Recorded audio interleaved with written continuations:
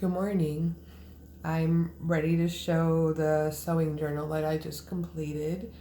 This was a journal that I made from a sewing sample book, someone's classroom samples of learning to sew.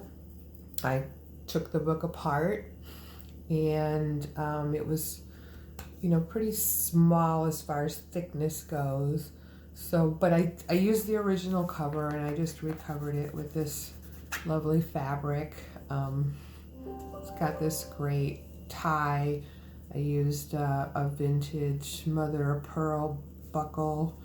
And I can take, the nice thing about these is they're easy to adjust if you add things to the book. And I think I was envisioning with this journal that this was somebody collecting ideas for things they wanted to sew.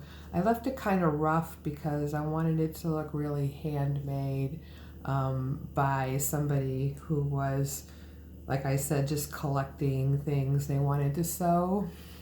So I actually sewed the signatures to the spine, which normally I do hidden spines, but I thought it was appropriate for this journal to actually sew it to the spine.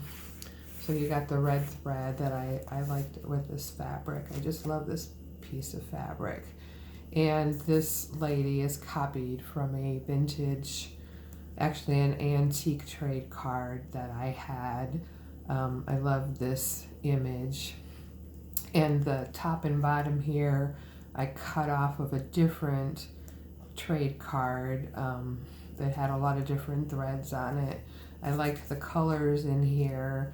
I liked Sew It Yourself because it seemed appropriate.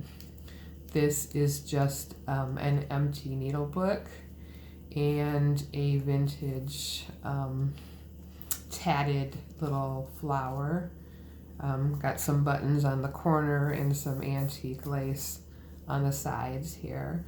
So like I said, I used the original cover and I just covered it on the outside with this lovely fabric. And on the inside, it's covered with vintage feed sack looking paper. And I used a lot of actual ephemera in this.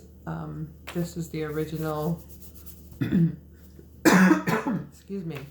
This is the original first page of the lady's name, and I'm not really sure I can even read her name, but her name is written in here, and I wanted to preserve that. So this gentlewoman is actually from a vintage sewing, or actually ladies paper that had some information on sewing. It was really worn, so I backed it up really good with some cardstock. And this ribbon is actually the original ribbon that you can see the holes here that held this book together. It's at least a piece of it because it kind of disintegrated as I pulled it out. So, but I wanted to preserve that as well. And a vintage piece of snaps. So vintage ephemera here, and a vintage piece from a measuring tape. And this is a copy of an antique needle book. I copied it onto fabric, so this is fabric. And there's beautiful images on the front and the back on this, so I really enjoyed using it. As you can see, I copied the inside as well, so I made sure that I had on fabric, I copied both, and looks like all the needles are in there. I thought about adding actual needle books in here, but I just think this is so pretty the way it is. So that's tucked in the pocket. And then I added this pocket where I used a piece of vintage pattern, and this Simplicity primer was off a copy of a, well actually this is the original piece from a vintage sewing book, and some vintage fabric underneath here. And inside I tucked, this is hook and eye, very, very old, 10 cents, as you can imagine. This is actually a copy from the back of a pattern. And this is an original trade card. It looks like it was trimmed at some point. But this little girl sewing, who's just so sweet, for Clark's Thread. So I tucked all of these inside of this pocket. And this is one of the original pages from the book. Running on checked gingham. So she's got a running stitch. I don't know if you can see it very well. It's in red, but you can see it in person. I don't know. Around the border here. She just did a running stitch on this fabric. Here's another running stitch. Looks like she made a cup and a saucer, I think. And you can see that these are pinned in here with these little tiny pins, very old, original to this. I didn't change those out at all. So anybody have to be very careful with that one. This is actually a page from a very old sewing book. I love the graphics on this. I've copied the graphics and I use them a lot of times in different journals, but this is the original page from that, and the contents from the book.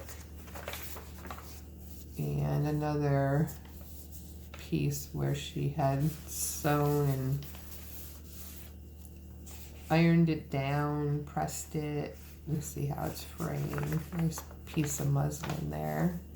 And this is a French seam, and it says flannel seam and hem, which I'm not familiar with, but you can see there's stitching. Well, you probably can't see in here, but there is stitching on the hem, and then there's stitching to hold this seam open.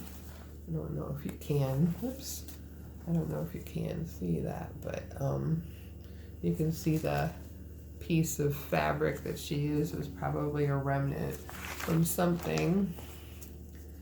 I added these tabs on some of the pages with some vintage fabric and little piece of vintage lace and a vintage button. So I thought that that would be, just add some color. And I'm not doing very well with this picture because of the size of this book, I think. And that is. So here's another, she didn't label this one, but it looks like it's a zipper here. We're getting ready to make a zipper. Some coffee dyed paper that I added. And the other side of that book page. Here's another page from an antique sewing book. I mounted it on cardstock to make it sturdy. Added some antique lace here. And this is just a very vintage piece of graph paper that you might have used to work on your patterns, and a fabric width conversion chart so that you can decide how much fabric that you need. And this is from one of my old sewing books as well, so I thought that was nice in here. And then some more coffee dyed paper. Here's a picture of some girls sewing. It's a copy of a photo that I have. And I backed it with some vintage fabric, the same fabric from the cover. And inside here, we've got, this is a copy that I backed with graph paper, but a copy of a photo from an antique book. It says "The Right Way to Darn" on it.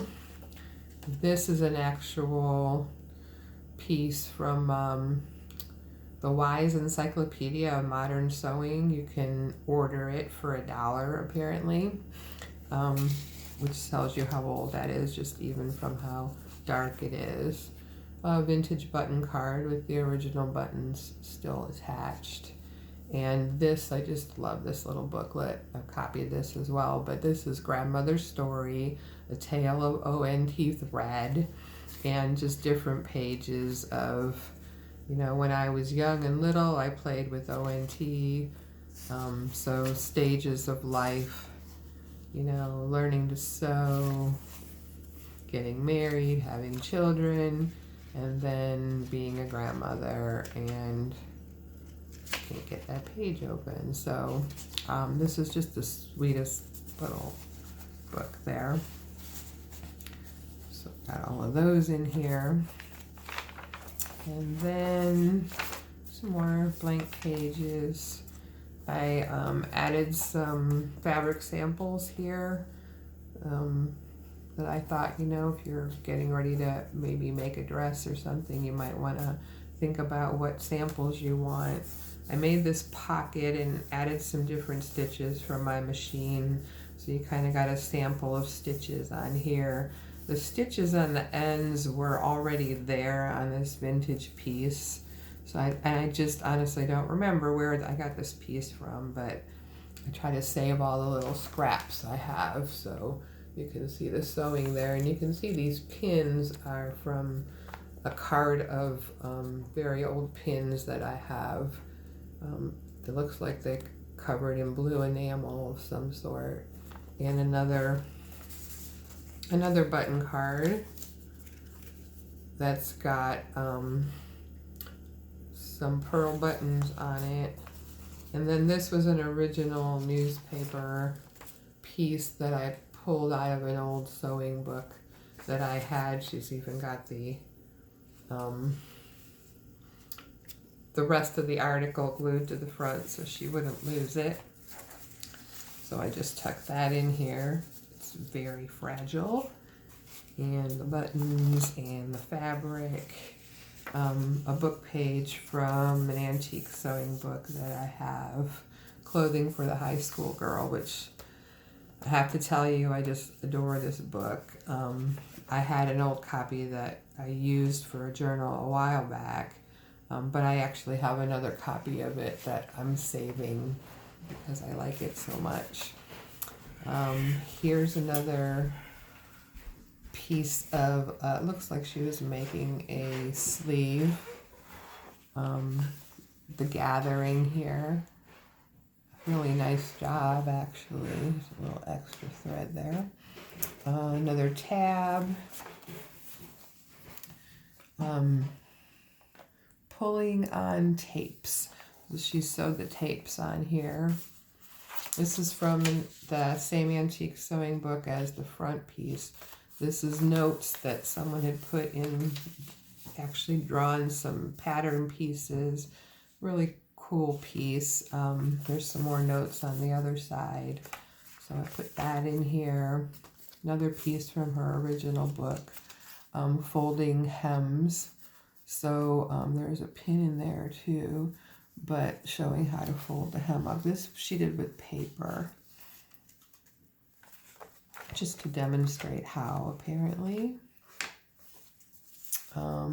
Overhanging watching stripes. So she's got some running stitches in here and matching up the stripes, which is, anyone who sews knows is not that easy to do. And this is a straight fell, so she's got some more stitching on here. And cutting the garment on the bias. This is paper again. This one isn't marked, but it looks like a placket, so you can put a button or a hook and eye. Another tab on this one. This is an actual antique needle book. The inside had come out, but you can see where it had some felt stitched inside. But this is all original with these pins and safety pins. I did add the buttons to it. This was originally on here with the felt flowers, which are just lovely. And inside of here I have this original trim stitch brochure that is just adorable, and it's huge, but it's got some really wonderful graphics in it. It folds up nicely, and it's in really good shape. And then this, which isn't in such great shape, is just cover from a pattern, an old Vogue pattern. It's tucked in here. I tucked this in with it. I liked the colors and the graphics on those. This is one of my favorite pieces ever. So I used a vintage hanky here that I just glued down to use as a pocket. But this is, it says suggestions on your handkerchief. It's got a number here. So what this is it was in one of those books, the mail order books that taught you to sew, and you would send your projects in and they would grade you and send it back. So that's what this is. It says the making of a handkerchief may seem a mere trifle, but it often expresses character and therefore should be as dainty and well made as possible. You have done very well, but if you decide to make others, and we hope that you will, keep the following points in mind. So basically they gave a list of suggestions on how to do better. I just love I love what they wrote here, and I just thought what a treasure this is. I tucked it in here with the handkerchief, but also there's this little piece that I glued on that is stitching. It looks like the stitching that you would use around the border, and it says to use this sample when you send in your report on what you did. So you do the sample and you send it in so they can grade you on that as well, apparently. But this was tucked inside this piece of correspondence. I just thought it was a wonderful piece. It's a treasure. So tucked inside this book, more notes, somebody's handwritten notes here, another book page, which I thought was really sweet, some more coffee dyed paper, and another tab on this one. And then this one is overhanding, but overhanding disappeared somewhere, so I'm not sure what happened to it. This is also overhanding for damask. So damask, I never know exactly how you should say that, but she's got some great stitching done on here. I know it's hard to see the stitching with on the white on white. This one's a little easier. So this is 3 runs backstitch overcasting. So this is done, as you can see, on the back, and then the overcasting. Another cutting true bias. So that's on paper again. More notes. This one is a running lines. So running stitch lines, but I don't think that's what it says. This one, I don't know what this one says either. And somebody who does more sewing than me, obviously there's a piece missing here because I think something was glued there. But then this is on with the brad here. And then here's a pocket that I made from another book page, from an antique book. And here is a card that I made from a copy of a book page. Actually, this copy was from an antique magazine, and I just added a piece of handkerchief there. But I love this image of this lady. And then this is an actual double fold bias trimming, the actual label from some bias trim, very old. Another book page, hemming, really a lot of very tiny stitches throughout this. And here we've got another tab, all these different fabrics that are just so pretty. This one is stitching and overcasting. You can see how I love it when she used the red. And another book page from an antique book. I trimmed it down just a little bit to make it fit, but it was pretty close as far as size goes. And more book pages. So it was fun to include some of these pages from original sewing books.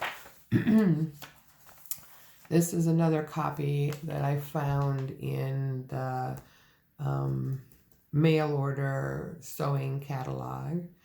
And this is the Women's Institute, so it's in one of those books, but this is how you could send away. Yes, I made it all myself. And these are also copies from different magazines, or I don't remember if these are from a magazine or a book, but I made them into journal cards, but added some potential fabrics that somebody might use to make a sleeveless dress or a party dress. Added a little safety pin to add some trim for this sleeveless dress. Just thought those were fun. And then more of those notes again. And this is just a blank page. On the back, this was also in the original book. Some stitching here. I don't know if they actually made these. I'm not really sure. I used the original pins and pinned it to the back and made a little pocket here and tucked in some darners that are on the original felt that came in here. And that's the book. So I hope you enjoyed it. I enjoyed making it. I enjoyed using up all this original ephemera and putting it in a place where it could be honored a little bit. Have a great day. Nice talking to you.